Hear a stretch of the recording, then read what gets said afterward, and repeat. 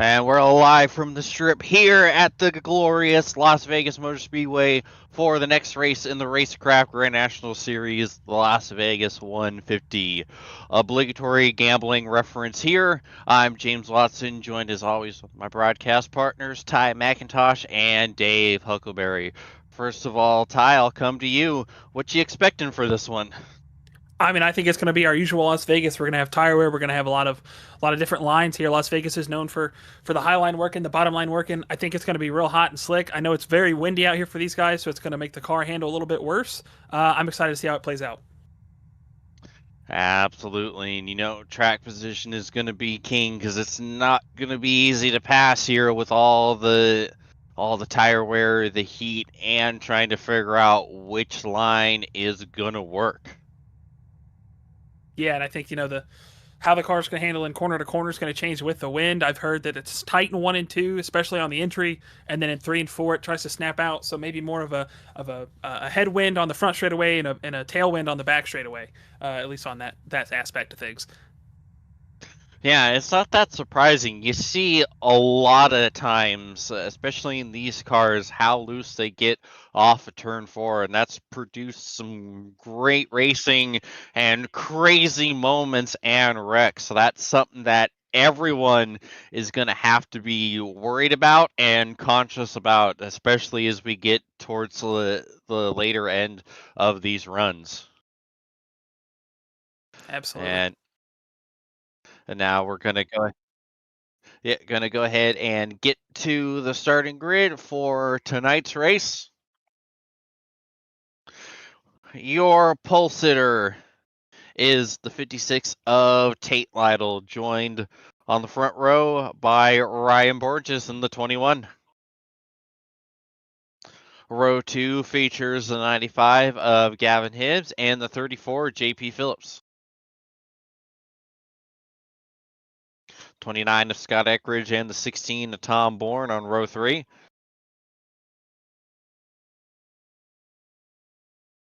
Row 4 has the 5 of Jonathan Cutlip and the 86 of Blake Reynolds. And rounding out the top 10, we have the 27 of Trey Eitzen and the 77 of Paul Mikolajczyk.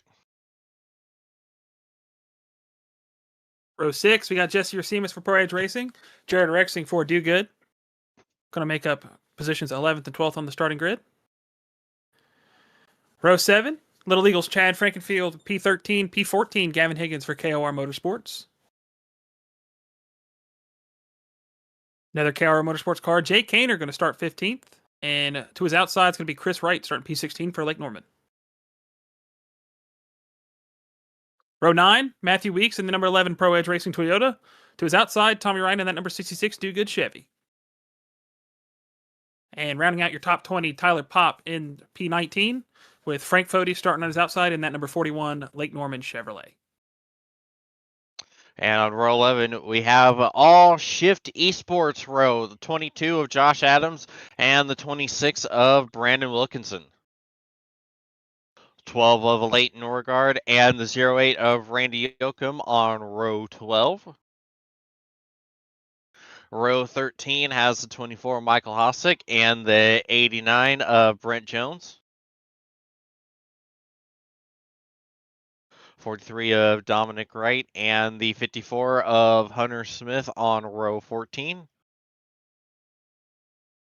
Rounding out the top 30, we have the 6 of Zach Evans and the 64 of Andrew Rucker.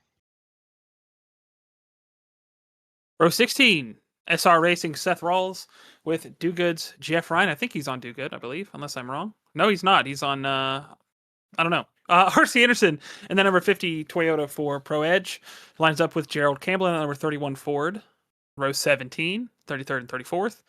35th, Jeff Green, Pro Edge Toyota. 36, Jacob Adams in that Shifty Sports Ford Mustang. Row 19, Mark Robilas and the number 99 Toyota with Dave Carpenter and the number 71 for Do Good Chevrolet. And row 20, SR Racing's Connor Thompson Gardner and the number 30 with Kyle Hanshaw for Kyle Hanshaw Racing and that number 46. Running out the field. And, oh, you got it? Yep, 51 of Harrison Talon and 32 of Dustin Dorr. And then we have the 60 of Austin and Abnett rounding out the field. I believe the 44 of Mike Goodman, the 84 of Rob Mooney, the 47 of Sam Batwell, and the 90 of Scott Crump are going home. Meanwhile, Green Means Go, we are underway here at Vegas.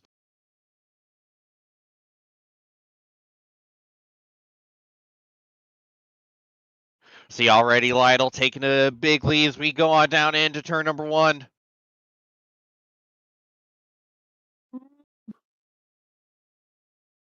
Gonna go block Gavin Hibbs. Hibbs almost had a run there. Here comes outside of Ryan Borges. Gonna have a run on Gavin Hibbs. We talked about the high side and the low side. Gonna make it work here. Here comes the 29 of Trey Eidson as well, looking to make a move on Gavin Hibbs. That's Eckrich, actually. I lied. Yeah, so far, Borges not able to get a run off of Lytle. He's looking to the outside. Ooh, and he's kind of there. Tate can't quite shut the door. Now Borges really sends it on down into 3 and 4. He's going to have the run. He's going to be there side by side off of 4. It's going to nose out and lead the lap. Talked about the handling changes. I think as we're seeing inch into this racetrack, the bottom is better in 1 and 2 by the looks of it, maybe. I don't know. Borges is going to make the top side work. Take it tight down there. Yeah, you saw Tate went down through the bottom, hit the bumps, and the 56 just slid up about half a lane on him. Cost him a lot of speed, allowed Borges to get the pass done, and Gavin Hibbs to get by as well. See, Eckrich is all over Jonathan Cutlip right behind the top 3. Now he's got his hands full. Yeah, you said it, Ty. There goes Hibbs. Just gets by Borges very easily.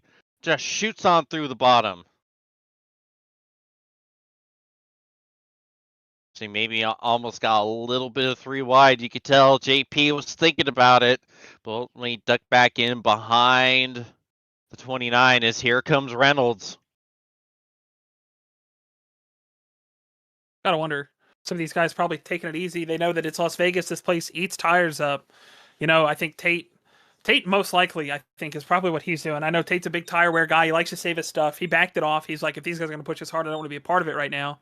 He's going to take the bottom from John Cutlip. I think he's completely thinking tire saving here. He's protecting that bottom. Yeah, and that's not surprising. We know that Tate is... Oh! Tate got the wall a little bit. Wasn't huge contact, but just scraped it just a smidge. But yeah, we know that he is really good when it comes to saving tires and conserving his equipment. He's just letting anyone that wants to go right on by for now. Something I don't think we touched on pre-race, but speaking of tire wear, 3 sets in the pits for these guys, so they've got to go about 33 on each set if they were to cut it in thirds, which, looking at the fuel numbers, I don't think they would do that. We've got about 55, close to 56 in a tank if we go green enough, so probably a one-stop race here for these guys.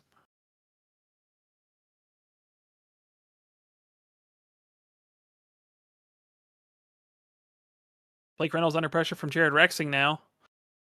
And Blake's just going to roll over. I think that a lot of these guys that know tire wear is going to be an issue, especially late race, and with how the wind's affecting it. It's tight in 1 and 2. It's loose in 3 and 4. At least that's how it builds. So I would expect to see a lot of shakeups here as we get deeper into this race. We're only about 8 laps in at the moment. Absolutely. The Tom Bourne looking to the outside, Trey Eidson. Tom got real close to the wall off of 4 that last time by. Now here comes Chad. Chad has made his way into the top 10 now. Oh, I think Bourne might have got the wall again. Yeah, that's just going to beat him up. Yeah, but at the same time, he is getting away with it thanks to these cars being a lot more robust with the composite body. They weren't that hard a hit, so it's not really going to hurt the car really at all, if any. but it's still scary as a driver, especially when you've done that about 2 laps in a row. Like I think we're gonna see him start to really conserve now. Yeah, it's one of those problems where it's not really a problem until it is, right? Like you can kind of love tap it here or there, but if you hit it hard enough and you put a nice little dent in that right front fender, you're gonna have a pocket of air building up, and that thing's not gonna handle right, and it's just gonna slow you down. So you don't want that. Everybody's kind of single file right now, except for probably just outside the top 10. I think we got a little side-by-side action there. Looks like I think that is actually still Tom Bourne trying to work around some cars there. So not giving up just yet, but definitely gonna weigh on his mind a little. Yeah, and you see right behind Bourne, 11 and Matthew Weeks, he's making his way through. Bit surprising to see Weeks qualifying as low as he did.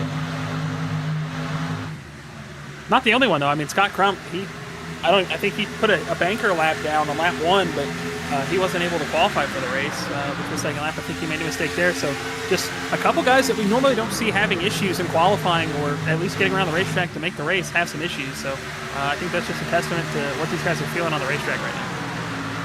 Yeah, it's crazy the fact that someone of Scott Crump's caliber was not able to qualify for this race. It just shows you how deep this series is. If you make any sort of mistake in qualifying, not only do you have to worry about being at the back, you have to worry about not even being able to race at all. So he's just stuck watching the action from the sidelines. You see Reynolds now making his way past Tate Lytle.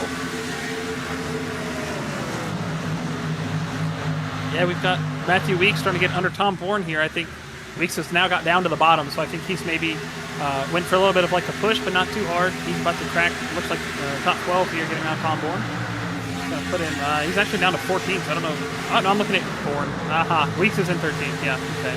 Sorry, numbers aren't my strong suit. I was told there'd be no math involved. I was lied to. Yeah, now you see Connor looking to the inside of Tom. The unsponsored brigade there on the inside, battling for position, both Connor and Higgins. There goes Matthew Weeks right on by. I think that right there, like, Weeks was pushing, but I don't think that was him pushing to his full, capabilities. And 15 laps on these tires so far. I think we're seeing where the guys that have safe tires are doing a little bit better. Like, I think Jared Rexing, who pushed a lot, he's now struggling to hold off Blake Reynolds. We got 3 wide there. Tom Bourne, Tyler Pop, Gavin Higgins. Higgins is going to clear. That's almost going to be dicey for a second there. Yeah, dicey. That's putting it mildly. And you bring up a great point, Ty, and it's interesting watching a guy like Matthew Weeks, where we know that he's really good at saving his tires. That's why he always seems to find himself at the front at the end of the full-length races. And right now we're seeing him having to be a lot more aggressive than he likely would be just because of where he started. But you really don't see any sort of fall off on that car. Like, he's, at least at this point, he's bringing some monster pace, and it's not looking like he's fallen off as of yet. Tom Bourne hard to the outside wall. He's going to lose a bunch of spots here. Oh yeah. Oh, we talked about it. It's not a problem until it is, and it looks like it is a problem for the 16 now. Yeah, I mean, especially this late in the run, to keep burning his tires up. I mean, he's not going to have a whole lot that he can really do here. That's going to take him not only out of the fight for stage points if he did save any tire, but that's going to make it 10 times harder for him to get back through this field. It doesn't look hard to pass, but when tire wear is an issue, I think it's going to be hard to find that pace. I was actually going to talk about that. Like, guys like Matthew Weeks who are able to find that limit of saving tire while also pushing quickly to get through the field, he's going to have to find that. Yeah, and that's the difference of guys like Weeks compared to someone like me, You know, the ability to be fast and save tire, that's where it really feels like you know, someone of that stature is like an alien, because you think you should be able to do both. Like anyone can be fast for a short bit of time, anyone can slow down and conserve for a length of time. It takes a whole lot of skill to be able to do both. That's when you really get to a level of unstoppable. Speaking of Weeks, all over the back bumper of Chad Frankenfield, who is struggling to get around Trey Eidson. That's an open door for Weeks to take position number 10.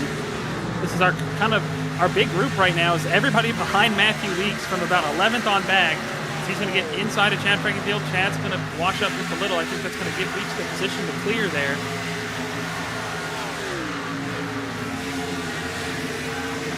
People get clear now. Jesse Racecraft trying to squeeze by. Chad's starting to just bleed some positions here. That's going to put Weeks into the top 10 to get one of those stage points. Back out front, though, Jonathan Cutlip, he's putting a little bit of a gap there. He's past Gavin Hibbs and Ryan Borges. Put a little bit of a gap on him there. Now they're going to fight for the second spot. Oh, a little bit of smoke there out of Cutlip. Looking like a little sideways, but not going to lose any time there.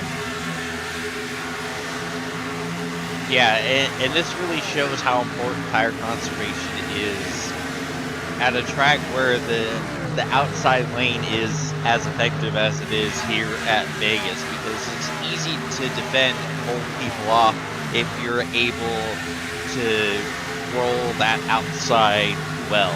And so saving tires allows you to have a little bit of extra pace in your back pocket, so when you aren't trying to pass guys that are defending the outside, you have a little more grip to use, and you can get that pass done a little more reliably, just because they can't hold that speed on the outside as much as they were earlier in the run. Yeah, and especially as the heat of the track changes, and obviously I don't know if the wind can die down all that much for these guys, but they're going to have to adapt. And I think it's one of those things where you don't want to put yourself in a situation where it's unknown of how the car's going to feel. Oh! Jesse Racecraft made a little smack on the wall. Going to lose the position there to Tyler Pop. Chad Frankenfield got back around him. Oh, he's going to make contact with Pop. That's not good. They're good, though. A little bit of a wiggle out of Racecraft. Pop's going to clear. I don't think that's going to leave the door open for anything from Racecraft there. I think that's probably a move done there. Racecraft maybe didn't take the greatest care of his tires. He's going to get loose. We talked about it right there on the center. It's going to open the door for Gavin Higgins underneath him now. Yeah, you saw off turn 2, Tyler Pop trying to clear and get a hold of that position, and just was still there a little bit of right side romance. Not quite putting out the elbow, but a little bit of contact that did help Tyler complete the pass eventually. Guys who don't seem to be struggling. Jonathan Cutlip, Brian Borges, they are all over each other for the race lead right now. Gavin Hibbs having to fight Tate Lytle off right now. I think that's Hibbs. It could be Blake Reynolds. It is Blake Reynolds, actually. Very similar looking race cars. Obligatory too many red black cars joke. I feel like it's not as bad this season as it was last season, but it's still like enough to where I'm like, hey man, we gotta change it up a little here. Jared Rexing seems to have managed his tires back into a manageable state. Matthew Weeks up to 8th at the moment. Yeah, with how hard Jared was pushing early on, I think we would have expected him to fall back a little more, but Jared is doing a fantastic job keeping enough of that car underneath him. Obviously, seeing him battling for position with Weeks trying to get by. But there's still a lot of pace in that 10 car.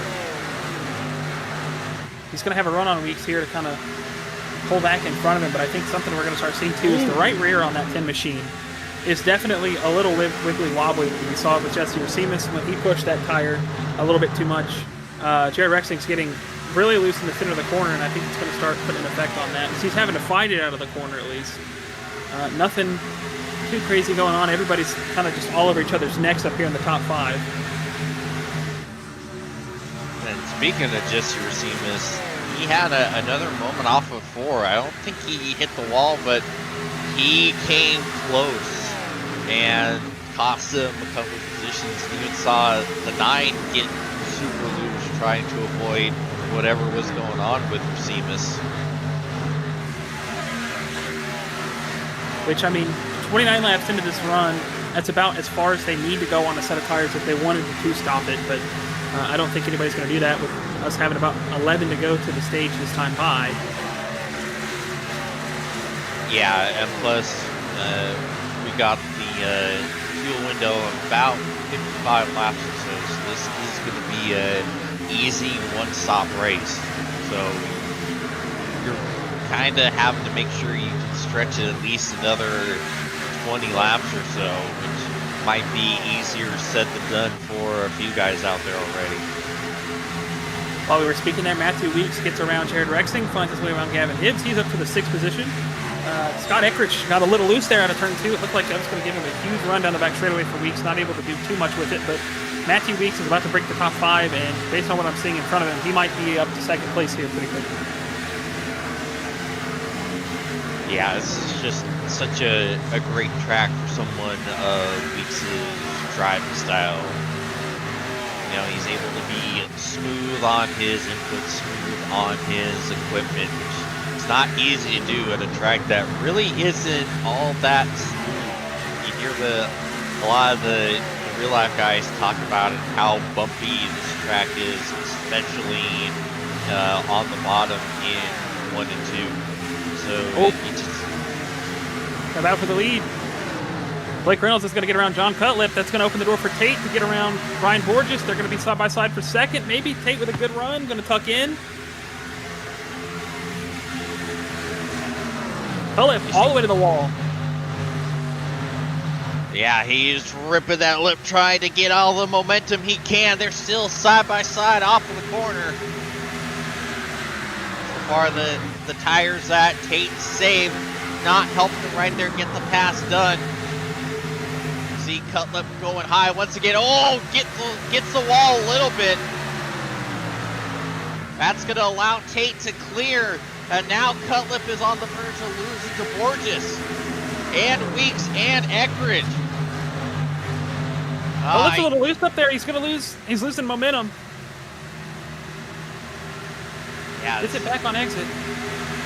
Rough lap for Jonathan Cutlip.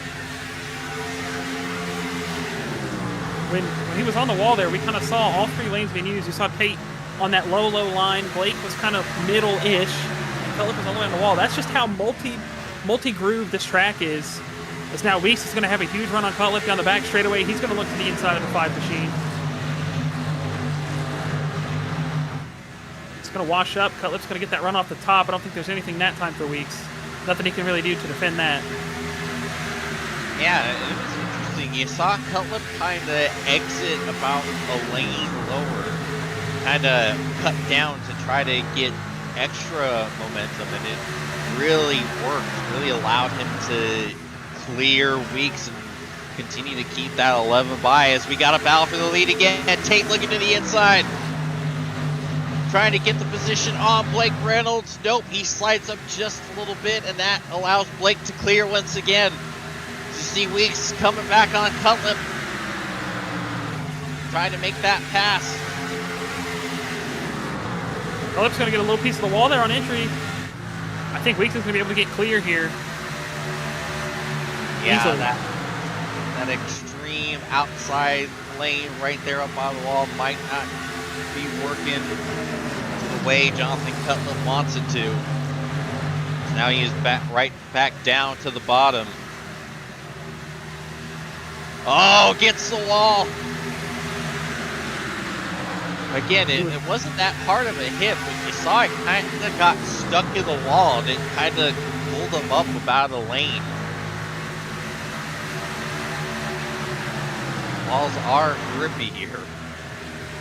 Coming down to 3 to go in the stage this time. Matthew Weeks, back bumper at Tate Lytle. I saw Tate, when he was making that, trying to make that pass work on Blake, he ran it so low that he hit the apron. Tate's not gone back that low yet. I think he knows that might be Not the way he's going to get around Blake. You see him run a little bit higher there. You see Weeks have to go higher than Tate. He's got to keep the clean air on the nose of his Toyota. Tate back down to the bottom. Blake in the middle. Blake, I think he's just put it right where he can't get around. Also, you saw Cutler cut the wall off of turn 4 again, and that allowed Eckridge to get the move done. John Cutler falling down to P5 as you see Tate all over the back of Blake Reynolds. Almost bump drafting him through the corner. The run.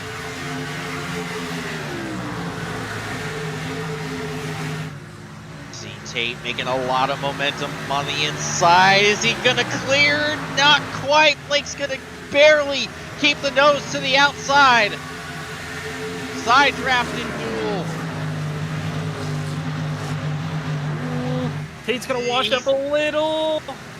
Ooh, White flag in the stage. Last lap of the stage right here. They're fighting for 10 points.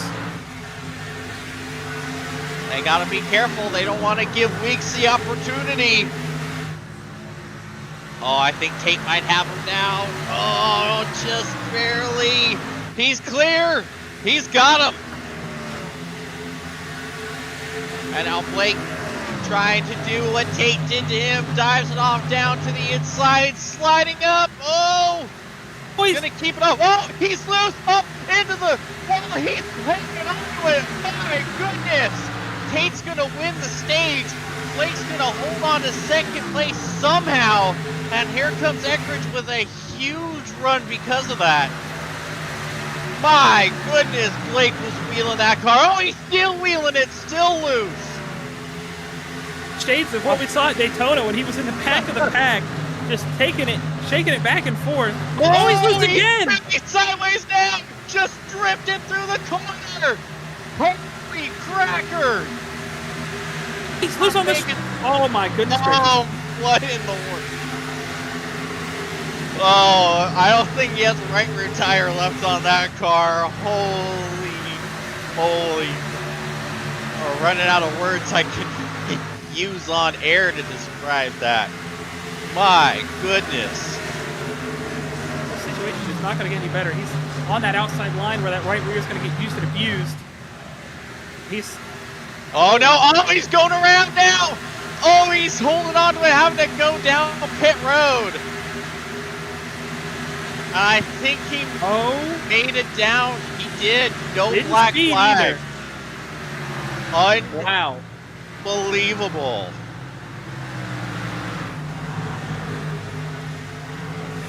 What a way to get down to pit road for Blake Reynolds. I think he said he had a flat, which would make sense. Gets it down to the apron, no problem. Hits the cone at a solid 45. What a way. What a save for Blake Reynolds. That is amazing. Yeah.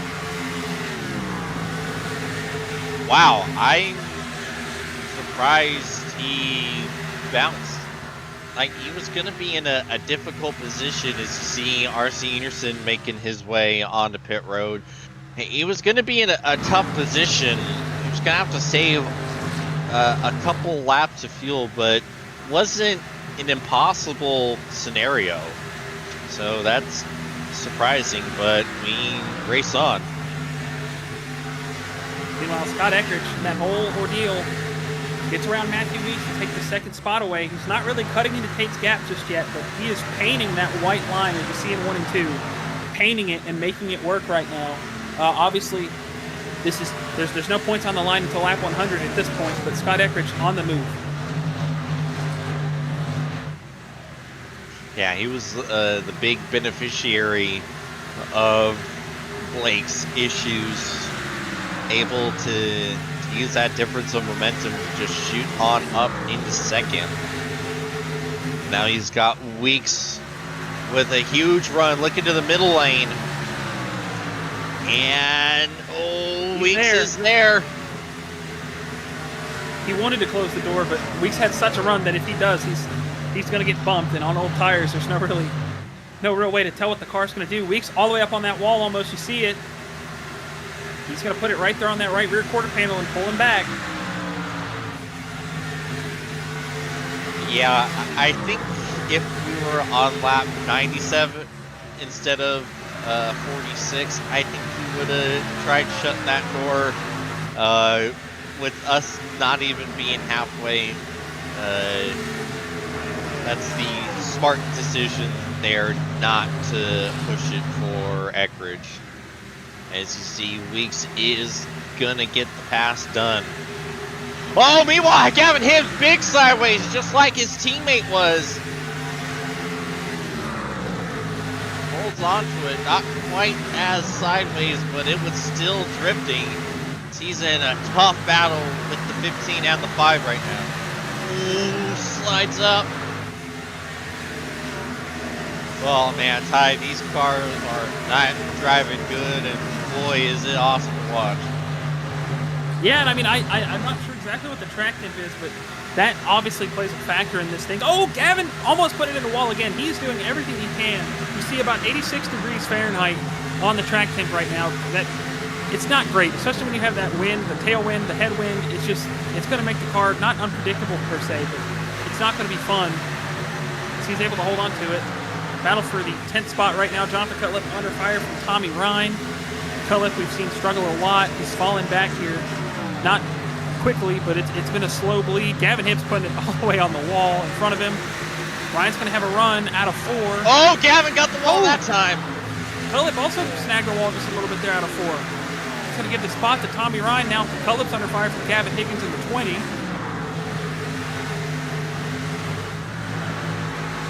here comes Tyler Paw. Oh, we got a battle for the lead. Weeks all over the back bumper of Tate Lytle. Eckridge not too far behind. Whoa, Tate sideways off to the corner. He's going to look outside, maybe? That's the inside. It's crazy, Ty, with everyone getting loose. You look at the 11, it's hardly loose, but they make a little bit of side-by-side contact. That's going to help Weeks get the pass done. Tate Lytle not happy about that.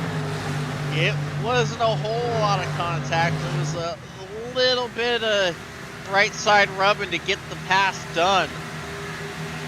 Yeah, just looked like Weeks got into the corner and hit that bump. Oh! Receive missing the wall is Cutlip sideways on his inside. We wide. Chris Wright's in the middle. Oh boy. Cutlip's gonna get loose. Oh, he's holding on to it. Good gracious.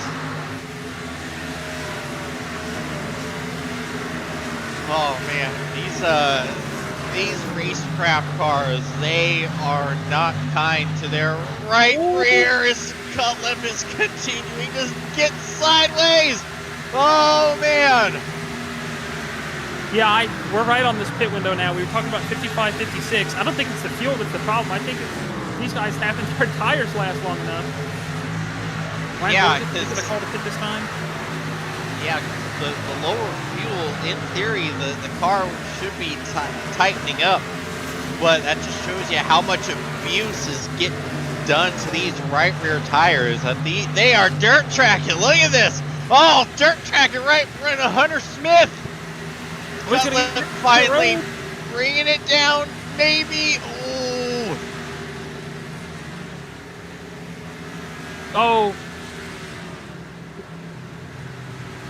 Yeah. Yeah. Black tire for Cutlip. I think, and this is going to be a stretch, I think he might have blown out his right rear tire, which is why he got that meatball. I'm not sure. I'm definitely stretching the truth there, but could definitely be a blown right rear tire. I mean, Blake Reynolds is reporting he had a flat when he came in, so it would not surprise me. Those two obviously in the same camp. Tate Lytle, while not a huge issue, definitely lost a little bit of time getting to pit road there. He kind of caught the apron. It slid him to the right. He had to go out a little bit before he was able to pull back in, but should be okay. Otherwise, Matthew Weeks and Scott Eckridge electing to stay out this time by as well. So this is right on that 55 mark. 56 could be the limit for these guys. Yeah, my tongue-in-cheek, sarcastic humor aside, it is kind of surprising to see the tire wear being as bad as it is, to where we're getting blown tires. Like, you really don't see this happen a whole heck of a lot. So seeing them wear it all the way down to 0% is wild. As you see Gerald Campbell entry into his box nightmare, having to completely re-parallel park the 31. That's going to cost him a lot of time on that one. Meanwhile, Matthew Weeks, he's going to hit pit road. Scott Eckridge staying out one more lap.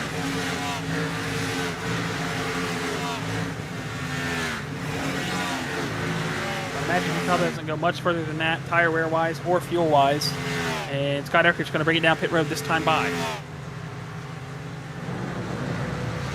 Oh, he's going to lose it! No.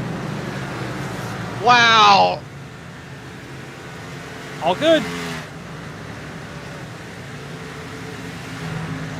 Yeah, unfortunately, Dustin getting that flag, but wow, that was a stressful pit entry for Eckridge. Yeah, I try not to scream sometimes, but I thought that was going to be huge. Obviously getting the race leader. Yeah, imagine screaming while you're giving race commentary. Couldn't be me. Well, it's just streaming's not my thing. Like, I get excited, but I try not to scream. Personally, I think I sound like an idiot when I scream. You don't, but I do. I don't know about that. I have to say, I'm pretty sure I sound like an idiot when I'm screaming like a psychopath. But you see, R.C. Anderson leading this race, obviously pitted way early than everyone else. I think about 5 or 6 laps earlier than Tate Lytle did. He's got a huge lead because of that undercut, but I reckon that lead's probably not going to last much longer here, Ty. Yeah, especially with the tire wear problems that we saw, and I'm sure that was in Matthew Weeks and Trey Eidson's mind, or Scott Eckridge's mind, sorry, when they pitted. Eckridge pitted the latest of anybody else. He's down to 7th. But that tire wear, that wear and tear that these guys are putting on that right rear tire, I mean, if Blake Reynolds and Jonathan Cutlip are fighting the tire issues like anybody else, these are two guys who have been fantastic in this Grand National Series and the Cup Series. Everybody's fighting this issue. I would have to think that Scott Eckridge, I almost thought I had said the wrong name again, but Scott Eckridge and Matthew Weeks are in the best spot out of those top 4 guys that were up front to make this tire game work. Absolutely, and it's huge the fact that Eckridge went the longest by a couple laps, and he's still only, I'd say, 3 seconds or so behind Tate Lytle. Like, that 29 is going to be someone you have to keep an eye on. I don't want to jinx him. Obviously, we're all well aware of how strong my commentator's curse is, but keep an eye on that 29, especially with 10 laps to go. As even in the little bit we've been talking about it, Tate Lytle has already just cleaved 2 seconds off of RC's advantage, down to about 1.2 and continuing to plummet. Yeah, look at that. Half a second the last 2. Even 7/10 the lap before. That is a lot there, Ty. Yeah, and it's just going to get worse. I think for RC, this was I'm buried in track position, pit early, get the jump, get out there, hope for a yellow, and see what I can do. Obviously, I think the yellow right now, with how short it's been since these other guys have pitted, they might not pit, and they might try to save an extra set for later. But at the end of the day, for RC Anderson, when you're buried in track position like that, you don't have a choice. Like, it's going to be hard to pass. If you don't do anything different, you're not going to go anywhere. So I think that was the best call for him, as you see Tate Lytle now blowing his doors off as far as catching up to him. So a race-saving call potentially for RC Anderson that could go his way, but right now it's not. Yeah, obviously it's a huge risk, but like you said, he was where he was in the running order. You know, you have to do something. You have to throw that Hail Mary. You're relying on a lot of luck, but, you know, that's why they call it a Hail Mary. So you you see Tommy Ryan going by. I believe Tommy's a lap down. So issue, I imagine, for the 66 on that round of green flag pit stops. The RC not able to do anything with Tyler Popp going by him. I would imagine he's not even going to try to fight teammate Matthew Weeks and let him go by, feeling that he's probably on the best tires here right now. Just behind him, Ryan Borges, Scott Eckridge, not too far behind in his mirror. Yeah, Eckridge 1.8 back. And it was about, I'd say, 3 seconds behind Lytle just a couple laps ago. On board with 15, Frankenfield, as he's got Higgins starting to get a little closer and closer to that 15 car.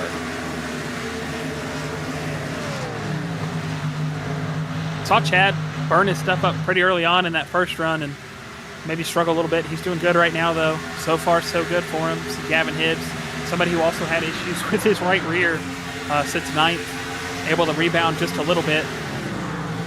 So we're 2/3 of the way through this race. See him running a different line all the way at the bottom, maybe trying to favor that right rear and save it and use up that right front, pushing up the racetrack. Just in front of him, you see Ryan Borges now to the back of R.C. Anderson. He's going to pass. That's Scott Eckridge. I cannot see clearly. I just need a shift card or just have somebody's name on it, like whatever. Because if it's not Trey Eidson or Scott Eckridge, it's me thinking it's Ryan Borges. So I'm doing great up here. Yeah, the shift cars seem to have a little bit of a specific template, Penske style that they seem to use for their cars. They really favor using black as the main color on a lot of them. It's makes our job a bit difficult at times, but we're getting through the best we can. As you see, almost 3 wide here. Gavin sandwich. Yeah, I was going to say, Anderson was in a Gavin sandwich, Hibbs and Higgins. David Westergreen's favorite combo is when Gavin Higgins and Gavin Hibbs are. Have that now. Matthew Weeks has closed the gap to Tate Lytle. Now he's just got to get around that 66 of Tommy Ryan. Tommy's going to move up, knowing that Matthew Weeks is probably not going to be too happy if he sits in the middle. So now it's nothing but air and opportunity between Matthew Weeks and Tate Lytle, and I think Matthew Weeks is going to suck up all that air real quick. Absolutely. See, Ryan lurks behind these two, trying to see if he can get back on the lead lap. As here comes Weeks, makes a dive, looking to the inside of Tate.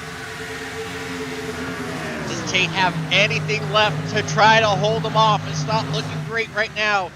Oh, but he's going to keep the nose there. He's holding on. Weeks is not able to clear. And Tate's going to get the nose ahead down into turn 1. Matthew Weeks has used this bottom side all night long to make the pass. He's not going to try to make contact with Tate. We saw him do it once earlier. I don't think Tate's going to be happy if it happens again. Absolutely not. And now, reversal of fortunes. Weeks looks to the outside. Tate holds the bottom, and that might have been Tate's undoing. As now here comes Weeks on the crossover. Dives down to the apron with the run he's got. Will he try the slider into 1? He's not quite clear. And that's not going to be good. Tate keeping the nose. Oh, close off of 2. These two just know each other so well, former teammates. They spend a lot of time in Discord calls together. He's not going to give him any space. He's going to, he's not holding him down, but he's not giving him any leeway. Still side by side. Tate leads the lap at the line. He's still got that preferred outside lane unless Weeks is really going to be able to throw it in here. And he's not going to. They're going to both run the middle of the racetrack. All over each other for the lead. Golly. Tate's going to get the clear for now. That might be a strategy call from Weeks, knowing he's running his stuff up with Eckridge coming on the best tires out here. Well, It's interesting. I don't know what's happened to Eckridge, but he's lost a little bit of time to the lead duo, even with them throwing haymakers at each other. You think he would have just ran all the way up to the back while they were racing as hard as they were. But losing time, he's able to get by Tyler Pop and move into P3. As Weeks peeks to the outside, Tate going defensive, run in the middle, and he slides up in front of the 11. Weeks, I think Weeks at this point knows that bottom's not going to do anything for him. He's going to have to build a run and try to make it work. Wow, Tommy Ryan with the best seat in the house for this show, even better than our seats. I don't know what's going through the mind of the 66, knowing you got to try to get your lap back and get back on the lead lap, but you're right behind the lead battle. This is like watching two hungry dogs fight over a piece of meat. You're just trying to walk by on the alleyway. It ain't good. So you're just going to sit there and let it happen. But if you're Scott Eckridge and you're in that third spot and you're seeing this happen, you are licking your chops because you know that these guys are both cooking their tires up, and he's just able to take his time, paint the bottom, and he knows that they're bleeding time. Weeks with a huge run on the outside to make contact. Oh, good gracious, that was almost bad. Trying to go for the side draft. I thought that was going to be a lot worse contact than what it was. Oh, he turns in. They're going into the infield, and they're both going around. We stay green. Weeks slides back up the track. Oh, he gets caught by Gavin Hibbs. Good Lord, look at the rear end of the 11 car. Oh, and Dominic Wright just got demolished into the pit wall. I don't know what in the world happened, but the 11 is annihilated. The rear end of that car is just shot over. Oh! Yeah, it's like the rear tire is farther out than the right side of the front bumper. It is crazy how twisted the frame of that car is. Yeah, I mean, Gavin Hibbs, nowhere to go, nothing that he could do wrong. He was fighting his own issues all night. He gets caught up in it.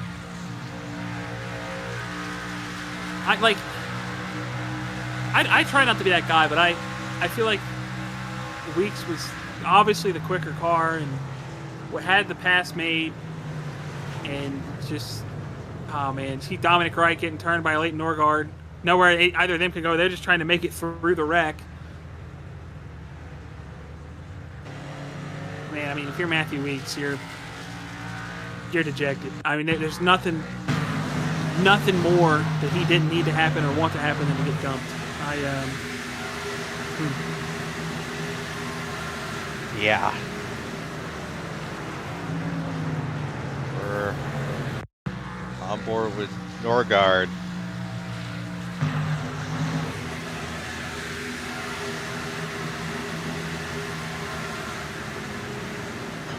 Oh boy, the radio chatter is spicy. Yeah, you see, just. Yeah, let's do an ad break. Tickets are on sale now for the 10th Bommarito Automotive Group 500 at Worldwide Technology Raceway. Sunday, June 7th features 3 huge races: the USAC Classic, Firestone Indy next, and the only Sunday night prime time NTT IndyCar Series race. Enjoy a weekend of cars, concerts, camping, food, and fun. The stars of the Indy 500 are coming to St. Louis. Get your tickets now and save big at WWTRaceway.com. Blue Egg Marketing. Rev up your business with Blue Egg, your marketing pit crew.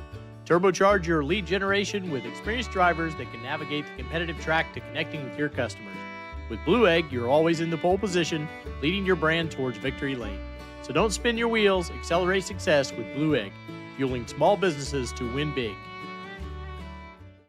Looking for a heck of a deal? You'll find it at Tom Bolin Ford in Hannibal. Right now, over $4,000 off 2025 Escapes, $2,500 off 2025 Broncos, and over $5,000 off select new 2025 F-150s. And the best part, every one of them comes with a Bolin lifetime powertrain warranty at no extra cost. Big savings, long-term peace of mind, all in one place. Tom Bolin Ford Hannibal. Heck of a deal, ain't it?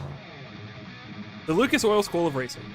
Simply stated, we are the professional ranks where the quality of the equipment often dictates the outcomes, and all of our cars are designed to perform and race as close as humanly possible. None of our competitors will have an advantage from engineering tactics.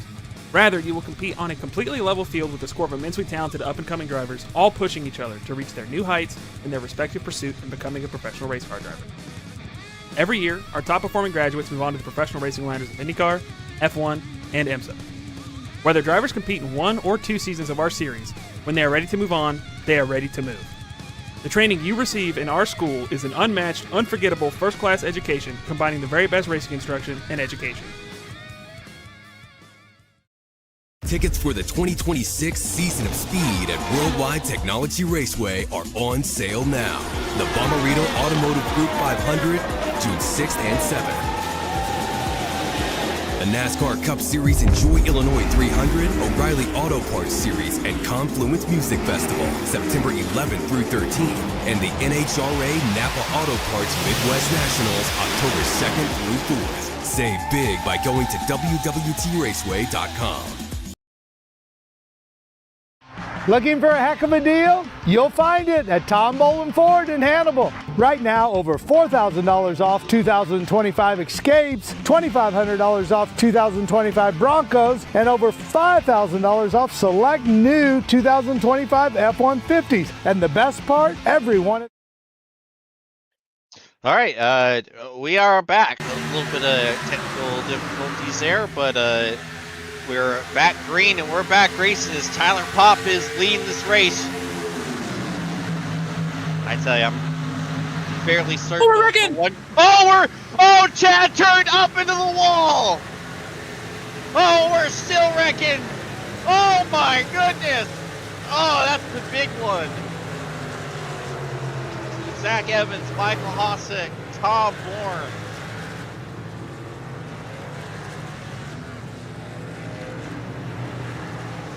Oh boy. See. Man. Well, it's like, was there a huge gap? No. Was there a gap? Yes. Did Chad Frankenfield kind of cut up a little tight? Yeah, that's going to be a hard call for William White, I would imagine. Yeah, like, I have no idea. I'm very glad I'm not off track because I have no idea how you would call that. Like, I suppose, I don't know. I'm not going to speculate. It's also one of those situations that I'm looking at right now. If we could get an onboard of Jared Rexing, at least a chase camera of Jared Rexing and how close he was to getting absolutely sideswiped and obliterated. It's so close that if I'm in that car, I'm there is Nesquik everywhere.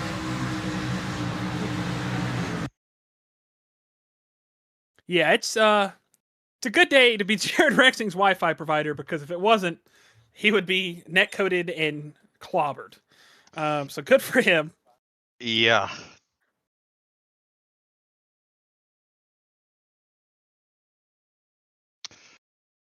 Whew. Trey in our chat, yeah, no, it was fine until you got here. You got here, and now everything is gone. So thanks, Trey. We appreciate it. You might have ruined the night of about 20 people in the race, but that's okay.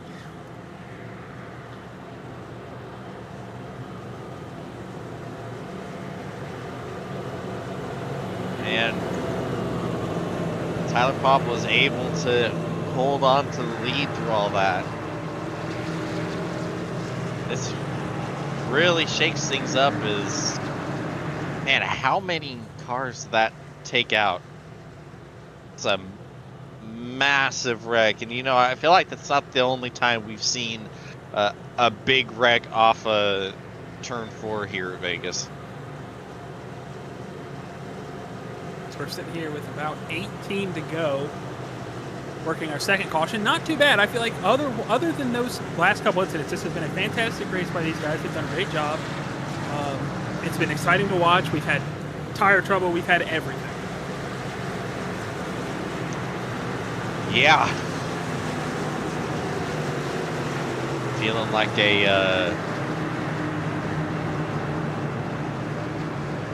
a Stefan from Saturday Night Live skit here. This race is everything. You're welcome, 5 people that get that reference. Meanwhile, we are back to 1 to green here already.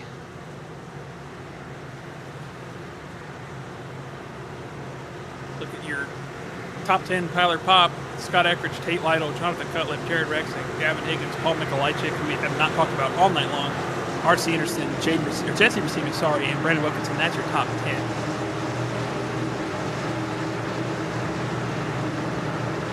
I see the pace car getting ready to make the hard left-hand turn onto pit road.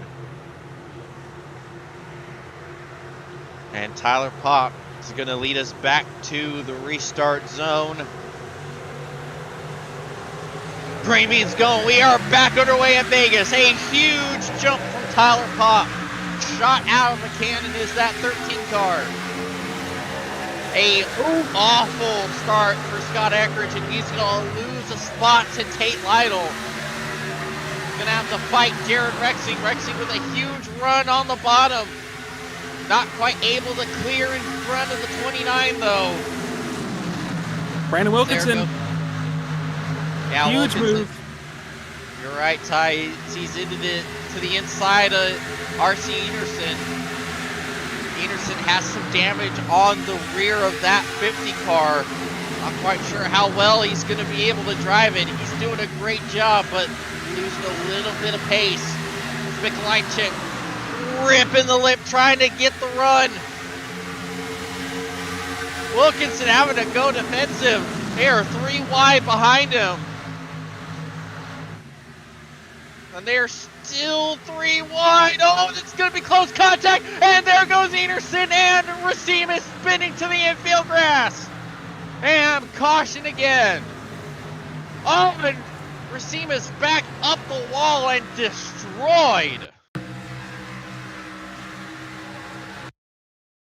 You see, just run out of real estate on corner exit. Jesse Racine is nowhere to go.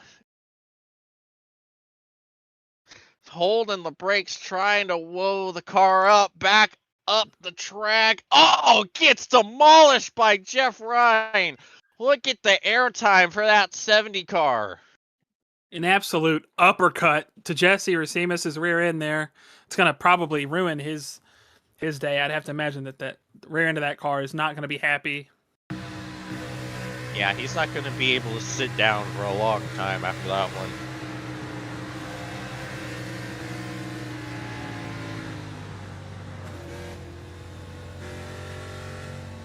Man, we've seen some gnarly impacts tonight, Ty. Between that and Weeks getting blasted by Hibbs, just some violent incidents. Makes me wish we could have a Lego mod for iRacing just to see Oh, how many pieces would go flying on some of these race cars. You get an onboard here with R.C. Anderson getting loose, Jesse Racimus making contact. He goes to the infield. Was he able to hold on to it? I would imagine probably so. It's R.C. Anderson at the end of the day. yeah, he got through it. The best out of everyone is you see Jesse dying in the background of this shot. Cue the Lego noise.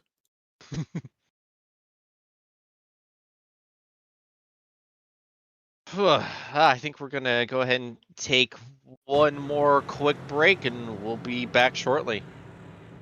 Tickets are on sale now for the 10th Bomarito Automotive Group 500 at Worldwide Technology Raceway. Sunday, June 7th features 3 huge races. The USAC Classic, Firestone Indy next, and the only Sunday night prime time NTT IndyCar Series race. Enjoy a weekend of cars, concerts, camping, food, and fun. The stars of the Indy 500 are coming to St. Louis. Get your tickets now and save big at WWTRaceway.com.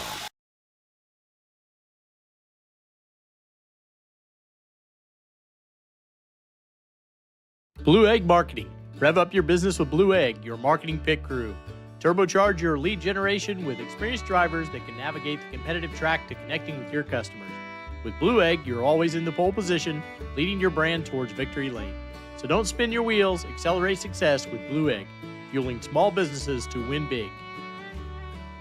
Looking for a heck of a deal? You'll find it at Tom Bolin Ford in Hannibal. Right now, over $4,000 off 2025 Escapes, $2,500 off 2025 Broncos, and over $5,000 off select new 2025 F-150s. And the best part, every one of them comes with a Bolin lifetime powertrain warranty at no extra cost. Big savings, long-term peace of mind, all in one place. Tom Bolin Ford Hannibal. Heck of a deal, ain't it? The Lucas Oil School of Racing. Simply stated, we are the professional ranks where the quality of the equipment often dictates the outcomes, and all of our cars are designed to perform and race as close as humanly possible. None of our competitors will have an advantage from engineering tactics. Rather, you will compete on a completely level field with a score of immensely talented up-and-coming drivers, all pushing each other to reach their new heights in their respective pursuit in becoming a professional race car driver. Every year, our top-performing graduates move on to the professional racing ladders of IndyCar, F1, and IMSA. Whether drivers compete in 1 or 2 seasons of our series, when they are ready to move on, they are ready to move. The training you receive in our school is an unmatched, unforgettable, first-class education combining the very best racing instruction and education.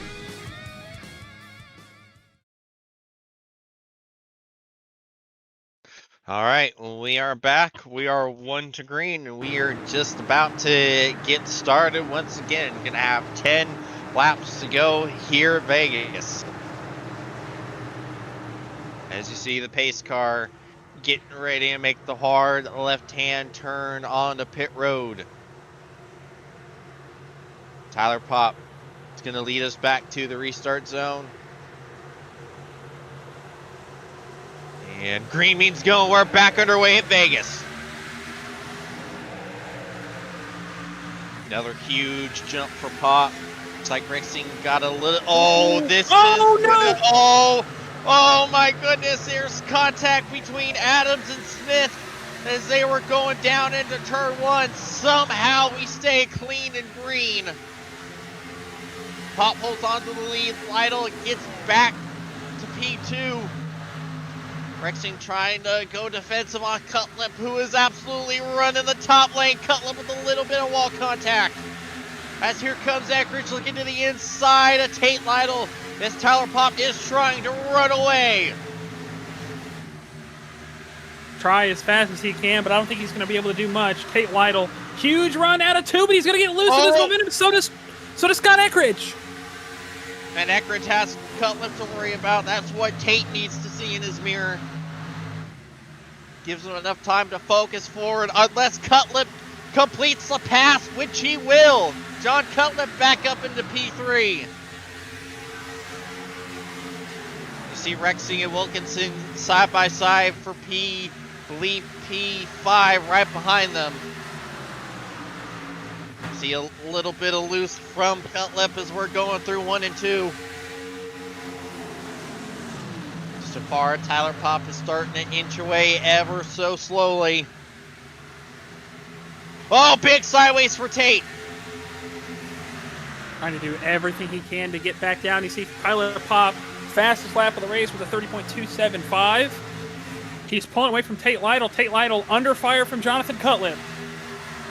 And he is still getting loose. He is wheeling that 56 car. Oh, we're wrecking in the back. Andrew Rucker. Oh, the few cars up. Several cars spinning to the inside wall.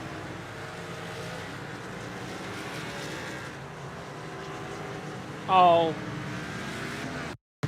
Zach Evans gets nudged into late. See Andrew Rucker. Yeah. Huh. It's a hard. If I'm being honest with you, I think as race control, if I were race control and I'm looking at this, I would have to look at the 41. Truthfully, just because the room that he had to the wall there, Andrew's trying to give room to the 46 of Hanshaw. It's tricky. Yeah, and the difficult thing is you can see Frank is about, I'd say, about a lane off of the wall as they're exiting the corner, which kind of adds to the issue that turned this into a wreck. See right behind it, 3 wide with Dave Carpenter, Hunter Smith, and JP Phillips. And right there, you see the wreck taking place. 71 down into the 34, knocks him up into Smith. And that almost worked out perfectly for Hunter Smith, because that allowed him to miss Andrew Recker, except it spun him down to the inside wall. Didn't look like a whole lot of damage. It wasn't as hard of an impact as I think you would have expected right when that happened for Hunter Smith, Ty, but definitely some repair work needs to be done to the 54. And if you are Tyler Popp, that is the last thing you wanted. You had pulled away from Tate Lytle.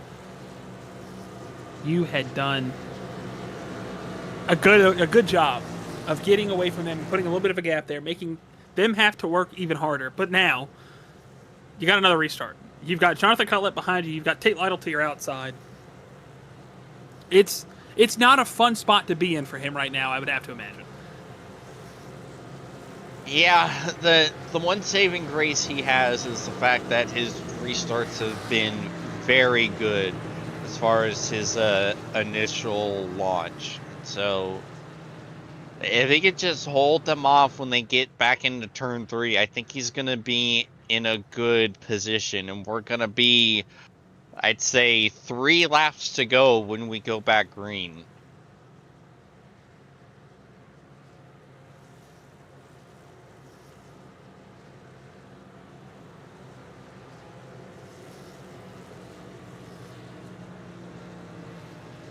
There you go, pace car lights are off. Just sent a AI video, thanks to Mr. Ray Bracey, of a Lego race car exploding with contact, so that made me very happy. It's not quite the iRacing Lego mod that I wanted, but I appreciate it, Ray. I appreciate the effort. We might need to just recreate that in BeamMG at this point. Yeah, now that, you know, they do have that as an acceptable thing there. Tyler Popp is getting slightly harassed on the radio. Just trying to put some pressure on him. 3 to go by the time we get to the line. So green, white checkered. Other notable names who are inside this top 10 that we haven't seen this high up: Gavin Higgins, Paul Mikulajczyk, we talked about him, Jacob Adams now in 10th as well. So some guys who can try to take advantage of these cautions and snag some positions here that are going to be huge in these points. We talked about the format changing from what it used to be, the win and you're in, and it, you know, mattering more on wins than points. But you have a good day like this. You see Jacob started 21st, Josh started 21st, he's up to 10th. Good day for him. Absolutely. As we see the pace car get ready to make the hard left-hand turn onto pit road, Tyler Popp is going to lead us back to the restart zone. Green beans go. We're back underway at Vegas. Another huge jump from Tyler Popp, and not a great restart at all for Tate Lytle. And this is going to allow Cutlip to get clear into P2. Lytle battling hard with Rexing for 3rd. So we're 3 wide in the back. Rexing not able to clear Lytle. Tate's going to fight back on the outside.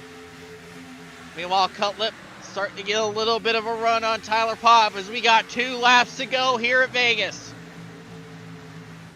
Ooh, Cullip's going to have a decent run down the back straightaway. He's going to take the wall. He's going to cut down to the bottom. Pop's going to try to cover it off. We're coming back to the white flag this time by. Saw Cutlip look to the inside, was not able to get the position on Pop going into the corner, and he's getting loose. Oh, Rexing into the walls. White flag. 1 lap to go at Vegas.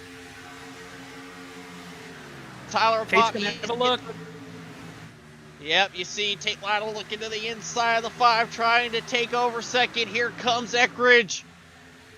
Eckridge trying for his first ever Elite Top 3. Cutlip got a good run back on Pop, but it's not going to be enough.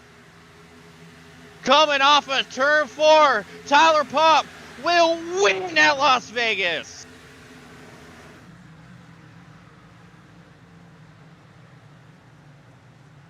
Oh, what a run for Tyler Pop. Fantastic win. Some Get the celebratory bumps from everybody.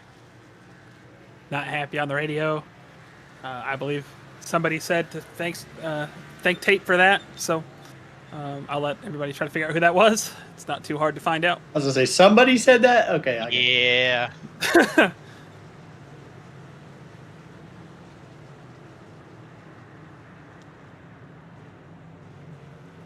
He's gonna do some burnouts in that number 13. Yes, sir. Pop getting ready to burn it down.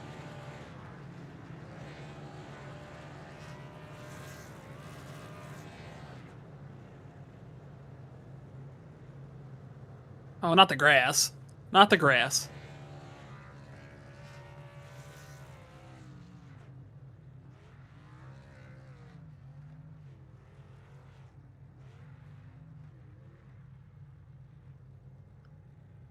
Alrighty, we're gonna take one last break as we wait for our top 3 to make their way into the interview room. We'll be back shortly.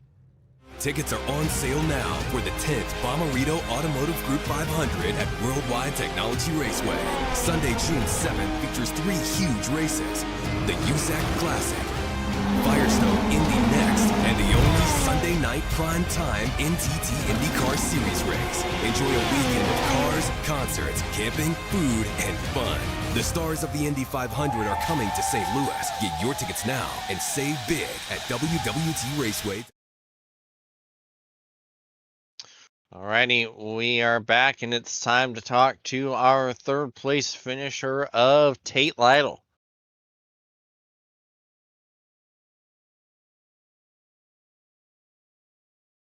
Tate, James in the booth, you got a copy.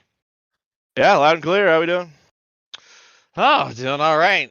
Well, I obviously the big question that we gotta start off with the incident with Weeks.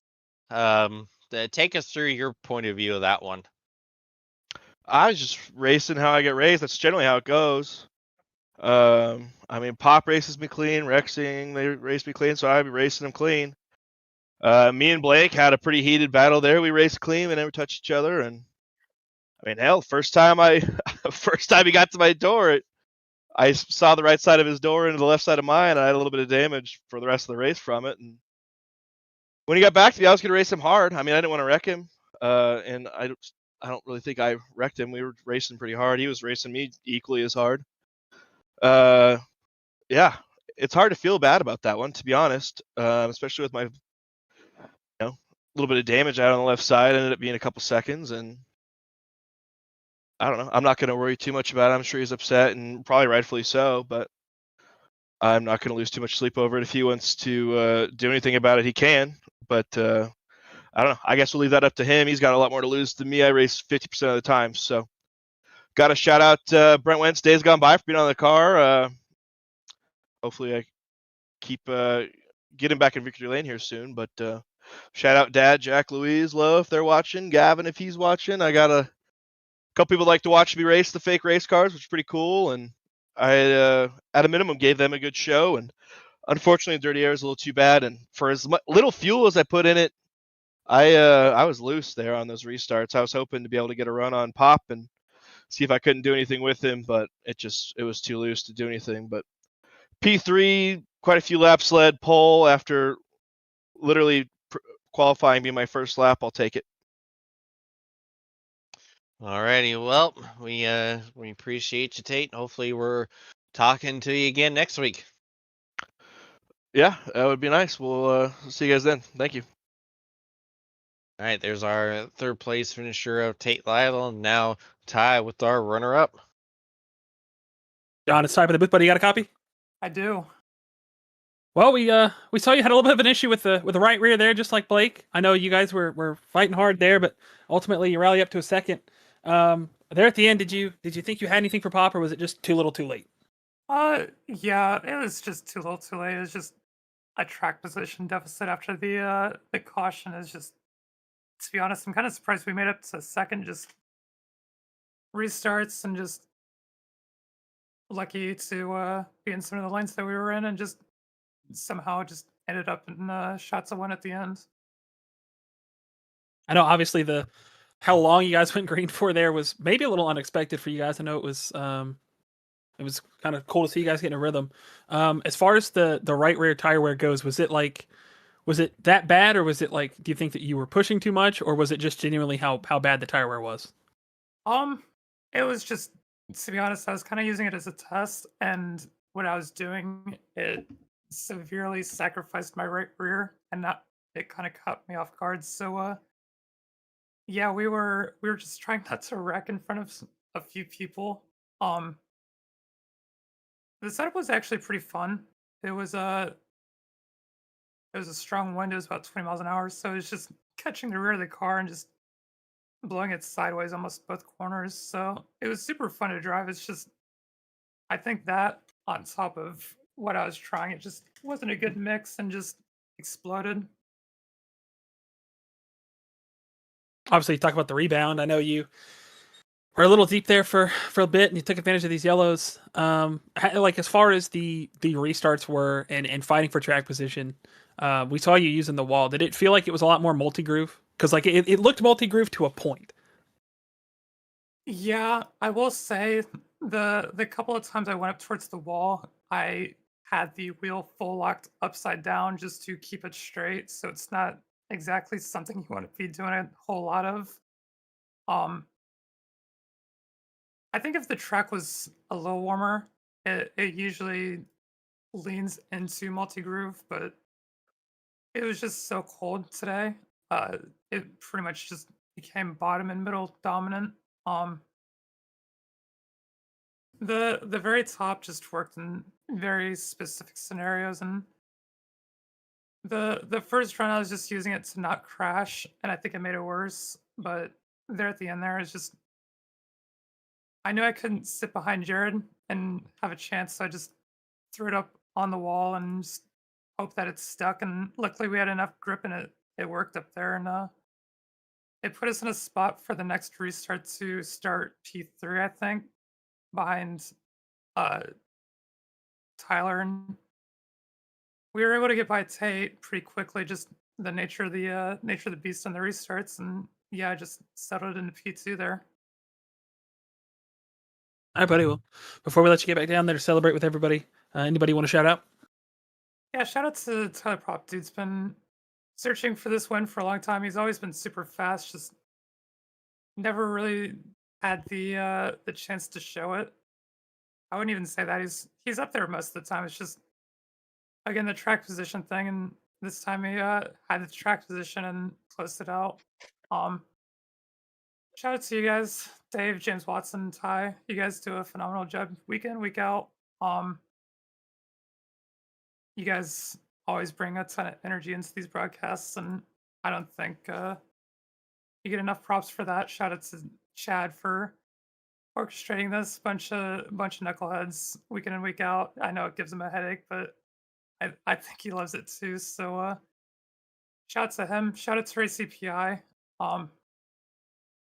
Shout out to my mom. She watches every race. She's probably happy with the P2. Yeah, I think I had everyone. right, buddy. We'll hopefully we get to hear from you again in 1 week's time at Rockingham. Yep. Have a good night. I was runner-up Jonathan Cutlip, and I believe James Watson is going to be standing by with Mr. Tyler Pop. Yes, sir. Tyler, James in the booth. You got a copy. Gotcha, James. Well, you finally pulled it off. First career win here in the Grand National Series. Heck of a drive out there. How did you do it, especially getting off a pit road in the lead?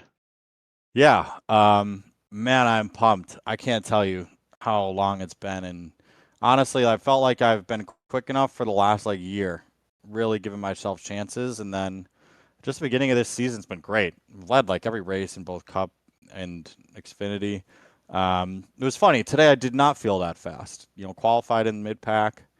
Drove up to 11th, but dirty air was so bad. My right rear was trashed. I was stuck there.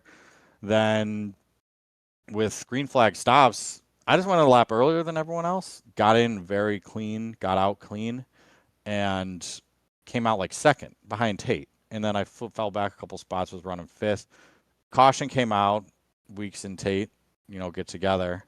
Go down pit road fourth, come out first. I mean, my guy's on pit road. Who do I got to thank, right? What kind of luck is that? So just, it's great. It's so long overdue. The thanks from the guys was great. And Vegas is a good track for me. Mile and a half is good tracks for me. Just could not be more excited, and more so, I think, just relieved. For so long, you sit there, you're like, can I win in this league? Now that the first one came, I think more are going to follow.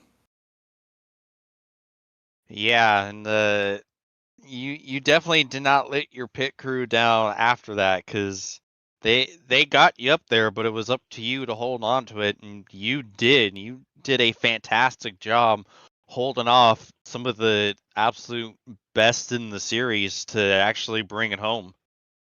Yeah, I mean, to beat the best, you got to be the best. If I just came into this league and assumed that I was going to come to me and I didn't have to improve in pretty much every aspect of myself as a driver on the sim, I would have never won.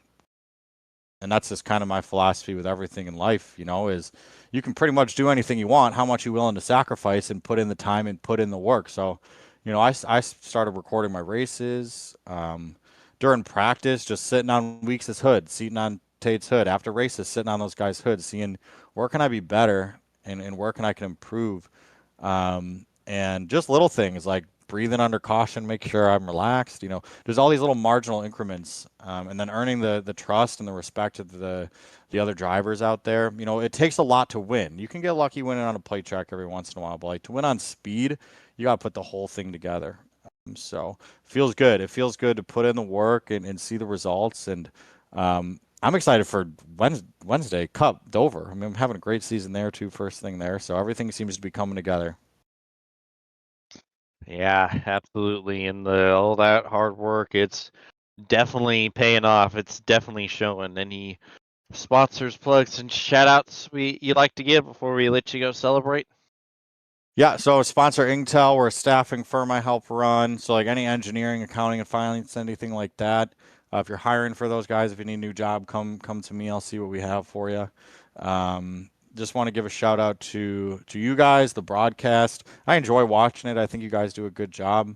You want to shout out Tate, Cutlip.